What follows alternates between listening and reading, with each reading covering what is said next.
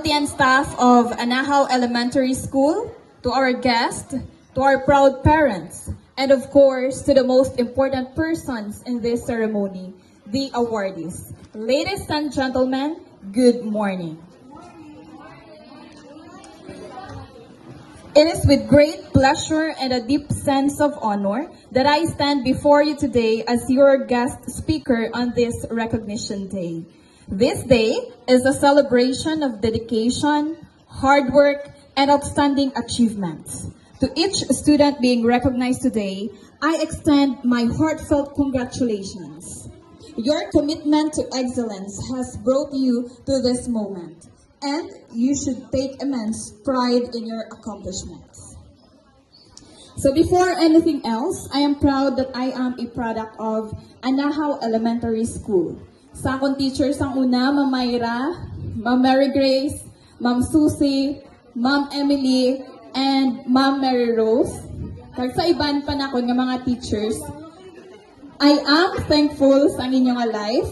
So sa pagbaka-baka tudlo sa amon sang una, naka-relate na kusubong kung ano kabudlay, mangin isa ka teacher, yet fulfilling na makita ang imo students aiming for success. So I have so much realizations about my life sang una kag kung sa diin na ako subong. I believe that everything happens for a reason. I am an introvert type of person. Kilalagi ko na isang una sang ako yung mga elementary teachers kung ano ko kahipuson sang una, and until now, hindi kaya Japon talkative, and sometimes masalaan nga wala nagapanapak or wala nagapakig-istorya. But I believe that this is a normal and valid personality. You will never understand if you are not that type of person. And as a teacher by profession, in four corners of classroom, may ma-encounter man ako nga different personalities. May ara hipuson, may ara gahuran, may ara out of place gani and all. And I belong to that hipuson or sa Gen Z nga term is nonchalant nga group. But it doesn't mean nga wala ka na sa ma-achieve tungod sa amo nga personality. Remember, being an introvert doesn't mean you lack social skills or dislike people. It simply means you recharge your energy through solitude and prefer quieter, more intimate settings. Embracing your introverted nature can lead to a fulfilling life where you can thrive by leveraging your unique strengths and qualities. But many people says, paano na sila kapangita obra? Kay daw mga mahuluyaon man na sila. And I take that as a constructive criticism.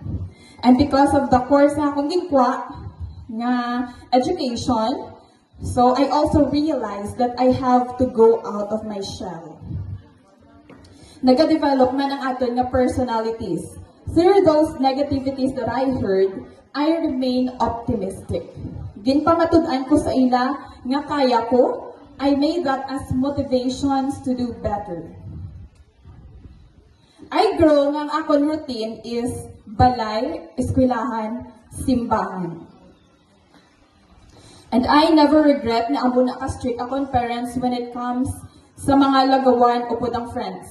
So, hindi na sila magsugot sa una, but I understand na lang sang nakatapos na ko eskwela. Kaya makapagusto na ko lagaw because grabe ang paghalong or pagproteksyon sa amon sa una. And that's okay. Because dila ko naintindihan ang ginatawag na eskwela over barkada. Kaya kung sa una guro, pala barkada ko, wala ko nagasulod sa klase, kung nagalaga ako diin lang ambot kung diin ako subong.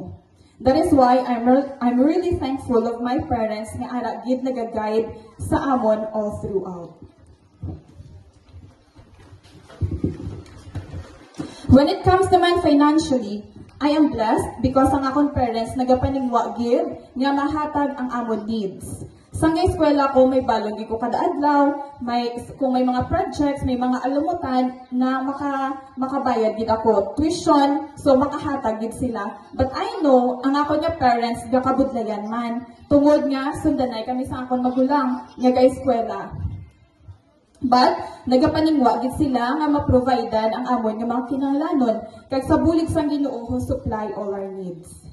I am thankful because akong parents naga-support sa amon nga handom sa kabuhi. Sila klase nga ginikanan nga may handom para sa ila kabataan nga sa ulihi hindi mabudlayan kag hindi sila gusto nga ma-eksperyensyahan ang ila na agyan nga kabudlayan sa una. I remember one line nga ginambal ni Papa sa amon sa una. Nga wala ka mo na mundi pa eskwela para sa amon kaugalingon. Kundi para sa inyo nga kamo makaangkon sang maayo nga buwas damlag. Sa nag-graduate na ko sa college, I took board exam after I graduated. Kag kung pinsaron ko sang amo to nga time tamo ko doubts, what if hindi ko kapasar? Paano na lang akong parents nga nag-expect sa akon? And I also do comparison sa akon nga magulang kay nakapasar siya take 1 lang. What if ako hindi? Ano na lang ang basang tao sa akon? So, of course, mga marites daan, una pa na iya makabalo kaysa sa imo nga story. A lot of things comes in my mind, but ang bago sa Ginoo nga ginasali ko na lang ang tanan sa iya, you know what? I am blessed gid nga nagdako ako sa isa ka Christian family. Because every time may ma-encounter ako nga problem, I always go to God. I always stick to His promises. So damo-damo promises ang Ginoo and proven and tested kung nagina iya ang iya mga promesa wala gid nagakapalta. Gakatabo gid ya maybe hindi subong o kon karon but hambal ya when the time is right, I the Lord will make it happen. So I am happy that I passed the board exam take 1. But my journey doesn't end there. May another steps pa ako nga lalakton. Bagani, malayo na, pero malayo pa. After that board exam, I decided to apply sa private school and naka 2 years ako dito. Damo man ko kakabatian, nga wala ka pa napapublic how, siya no tuya man nagsulod na. Siya no ya una pa sa imo. But ang ginambal ko lang sa ila, sige lang, maabot din na ang tion. So nagpadayon lang ako sa gihapon to reach my goal. So ginapangmuyuan ko ginasinhugod sa Ginoo nga matupad akong greatest desire to become a public school teacher. So after the 2 years in private, nag-apply ko dahil sa public. But hindi siya mahapos nga journey. Nagparang ako, nagpasa mga requirements, and nagpara teacher, kaya nanging volunteer teacher ako for almost a year. And I am very blessed nga nag-abot gid ang tion nga akong ginahulat. I became a permanent teacher at Hinigaran National High School last May 2023. So sa Diyos, wala gid sang imposible, nga kung sa tao imposible, pero ang Ginoo na ang maghikot, you will be surrounded by God's favor. And hindi mo gid mapunggan ang iya pagpakamaayo. Abundant blessings may come in became a permanent teacher at Hinigaran National High School last May 2023. So sa Diyos, wala gid sang imposible, nga kung sa tao imposible, pero ang Ginoo na ang maghikot, you will be surrounded by God's favor. And hindi mo gid mapunggan ang iya pagpakamaayo. Abundant blessings may come in unexpected way. So kung gusto ya matabok na sa imo life, matabok gina tungod nakaplano na ang tanan sa Ginoo. Hindi taman maintindihan nga aga katabo na sa aton life subong nga makasiling kita, Lord, nga aga ka-eksperyensyahan ko ang ini nga mga kabudlayan. Tungod may breakthrough gali ang Ginoo nga gusto matabo sa aton life. Mga kabataan, wala man sa madamo nga manggad ang aton ginikanan, pero ang pag-eskwela nga makakuha kita diploma, amo lang gid na ang mabilin nila sa aton nga hindi gid makuha sang iban. Gani, kamutanan dapat gid magmatutong sa inyo nga pag-eskwela. Himuan nyo gid priority ang pag-eskwela. Kung ginahatagan kamo tsansa nga mag-eskwela sang inyo ginikanan, kaysa ulihi, nyo na ma-realisar nga tuod gali. Insakto gali ang tanan nga pagtudlo sang aton ginikanan sa aton. Amo ni gali ang rason kung gusto gid nila nga makatapos ako sa pag-eskwela. Kabudlay gali nga wala ikaw sing tinapusan kung magpangita ka sang obra. Bisan cashier lang, mag-apply ka, grabe ang qualifications. Dapat college graduate ka gid. So kung paano kung ikaw sa uli hindi makatapos ang eskwela. That is why samtang bata pa ka mo kag may tsansa nga mag-eskwela gid sang tudtuod. Make your parents proud sa inyo tanan. Sa mga awards nga inyo mabaton, pwede na ang kalipay sa inyo ginikanan. Nagaprepare gina sila sa ilang mga sulok-sukon nga makasaka kamo sa stage. How much more sa ulihi nga makatapos na kamo kag may maayo nga obra. Amo gina ang key to success, your education. Sa pagpaningwa gid kag magpangayo, gid bulig sa Ginoo nga siya makatapos gid sa pag-eskwela sa imo. Because according to Jeremiah 29 verse 11, so that's my favorite verse halin gid sa college amo ginakaptan ko nga Bible verse. For I know the plans I have for you, declares the Lord, plans to prosper you and not to harm you, plans to give you hope and a future.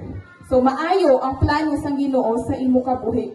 All we have to do is to trust Him, have faith in Him, kay matabo gid ang plano sang Ginoo. God's will be done in our lives. And according gani sa aton theme subong kabataang Pilipino para sa matatag na kinabukasan ng bagong Pilipinas. This means nga dapat maging active kita in different aspects of our life. Ipakita nga kaya mo na ma-achieve ang isa ka bagay, most especially your education. Know your strengths, must i-enhance you pagid, and you should have cared for others. Through this, you can be an instrument of a strong and productive country. Recognition Day is not just about honoring your success, but also about acknowledging the journey that brought you here, the challenges you've overcome, the perseverance you've shown, and the growth you've achieved. It is a testament to your resilience and determination. To the parents, teachers, and mentors who have supported these remarkable students, today is also a day to celebrate your contributions. Your guidance and encouragement have been instrumental in their success. As we come together to honor these achievements, let us be inspired by the potential that each student holds. May this recognition be a stepping stone to even greater accomplishments and a reminder that hard work and dedication always pave the way to success. Once again, congratulations to all the honorees and awardees. Your future is bright, and I am excited to see all the incredible things you will achieve. Thank you so much.